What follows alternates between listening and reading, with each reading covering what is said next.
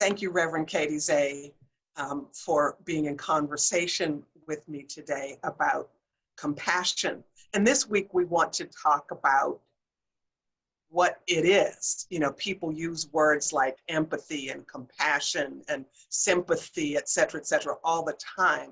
But how do you define compassion? And is it the same thing or something different from empathy for you? I love the opportunity to reflect on this question because I think that prior to this course, I probably interchanged empathy and compassion a bit. So I wrote out what I think compassion is for me, and I'm going to read it out because otherwise I won't get it right. But for me, it's that act of creating space for someone else's truth and experience while suspending my own judgment and feelings about what they share or don't share. So that's when I was thinking about what does compassion look like in action, that's what I was thinking of, is really just creating a space for someone else's experience to be at the center. And like I said, I think I would have called that empathy before, and I consider empathy to be a high virtue in my life, but I actually think that for me, I'm someone who identifies as very empathic, and I feel deeply the energy of people around me, and it's really not a decision that I make. It's almost the way of being that I don't even really think about. It just happens to me, and I actually have to work sometimes, and we've talked about this, of just sometimes creating a barrier so that I'm not absorbing the feelings of others, because it can take such a huge toll on my ability to actually be there for them or take action for them when I'm feeling what they're feeling. And so to me, compassion is different, and it's a way that we can all be, and we can choose to be this way in the world. So maybe you're not empathic, maybe you don't pick up on people's feelings in your body like I do, but it doesn't really matter when we talk about compassion, because it is something that we can decide to be and to do, whether or not we can feel someone else's feelings. So we don't even have to really know the details of a person's story to be compassionate. We just have to have that awareness that our own perspective and experience is valid, but also limited. And by being compassionate, we honor the reality that everybody has their path and their own truth. So I really like that distinction, because for me, compassion is a decision, it's an action. And I think empathy can lead us to compassion, but sometimes it can be a barrier too. How can empathy be a barrier? Well, for those reasons that I was saying, sometimes empathy can be, for me, I'll just speak from my experience, sometimes it can almost be paralyzing, in the sense that the feeling itself, the emotion, takes such a toll on me that I struggle then to support that person in maybe some active ways. So empathy can feel exhausting sometimes. It can also be very invigorating. But like I was saying before, if when I'm feeling other people's feelings, if I don't put those boundaries in place, sometimes I find that it just really wipes me out energetically, and that I have to go kind of restore myself before I'm able to be helpful for them. Wow, you have said a lot. So it's intentional action. It is decentering one's own self. It is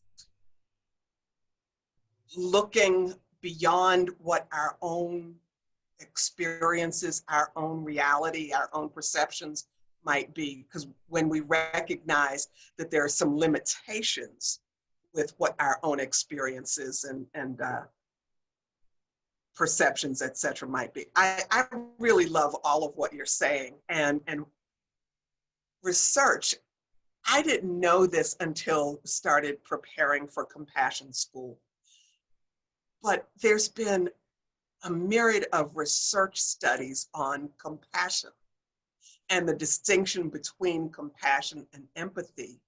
And what those studies show is, as you said, empathy is very emotion and feeling based, and at times it might be a knee-jerk response to perceiving someone's pain and with relating with that pain. That's the other piece. And research shows that empathy can be very short-lived and can be very narrowly focused and biased. Mm-hmm. Whereas the research also shows that compassion, as you've discussed, is action, because empathy, often we can feel so moved by what we see or perceive someone else's pain to be that we can shut down. Mm-hmm. And we often say compassion fatigue in this society when it's more an empathy fatigue. Yes. And so it is so fascinating to me how research also shows that when they look at the human brain, give people images of someone in pain, someone suffering, et cetera, and what happens in the human brain is the part of the brain that shows sadness and depression, et cetera. That's what lights up. Whereas compassion, the sadness lights up, but then there's also something that lights up in the brain that is very much about pleasure. And the pleasure part is people seeing themselves doing something to change the condition that the person who is suffering is in. Mm-hmm. And there's a joy that comes with, I'm doing something. Yeah. And what do you think about that research? No, I love that, because it really resonates with me as someone for whom empathy can almost lead to a kind of helplessness or hopelessness or a despair, which are not invigorating or energizing feelings. But to think about, what actions can I take, with this person or with this community, directed by their experience, that might actually lead to some sustainable change that's going to alleviate the suffering that I'm identifying with in the compassion. So I really love that distinction, and I need to dive into some of that research, because I think it might help me personally too. Excellent. Well, we'll have that available in Compassion School, in the blogs and in the articles, and some really great research is out there, and so I'm grateful for that. So when you think in terms of compassion and that distinction, compassion and empathy, at the end of the day, what does that really have to do with social justice and social action? Yeah, they're so intertwined, and I don't think that we talk enough about why these two virtues need to coexist, which is why we're creating this school. But I think about, justice being about transforming the world, creating a world we haven't seen before, creating equity, righting wrongs, dismantling oppression. But sometimes, and you know this from doing justice work, sometimes our methods or strategies are not very compassionate. And they come from sometimes our rage or Yes.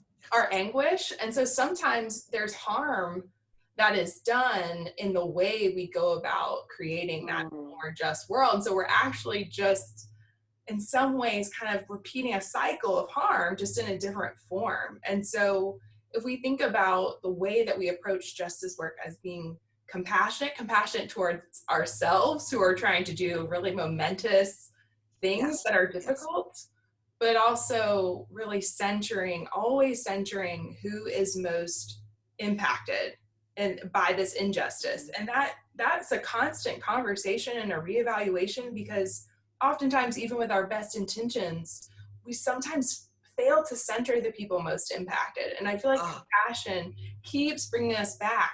Who are we leaving out? Who's being centered? Who are we leaving out? So for me, for justice work to really be sustainable and impactful, it must always center compassion at the same time. So it's difficult, but I love the challenge of that, because again, the compassion is not just for others, it's for ourselves too, knowing that we are going to make mistakes. And yet we can kind of keep coming back to compassion for self, compassion for others as we like stumble together and trying to make the world something that we've never seen before. I love what you're saying, and looking at compassion and altruism and justice, and how often it is the case that liberals come, here I come to save the day, Yes. but there's not this centering of those on whose behalf and in whose regard the work is really being done, and then feeling put off when those who they're trying to help are not embracing them with open arms, or when there's a measure of distrust, etc. And we see that often happen when the issues are relating to race and racism in this country. And so I really appreciate what you're saying about that. And this one other last thing I want to add. When I have served as pastor, congregational ministry in the years past, one of the things I consistently saw was people saying, yes, we've got to do justice out in the world, and right?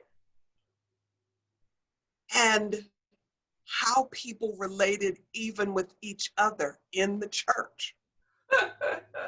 Yeah. Completely lacked compassion. Oh, that really resonates with me. So we're gonna do all of this great work out in the world and treat each other, do you mind if I curse? And treat each other like shit.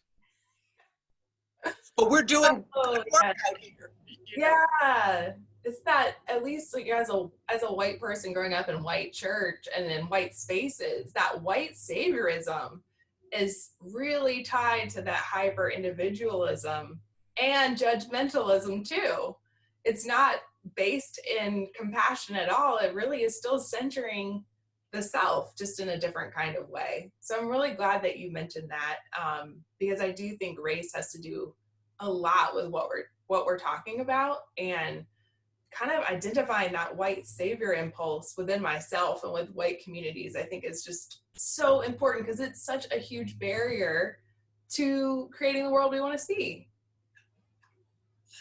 So folks, justice needs compassion for it really to be just.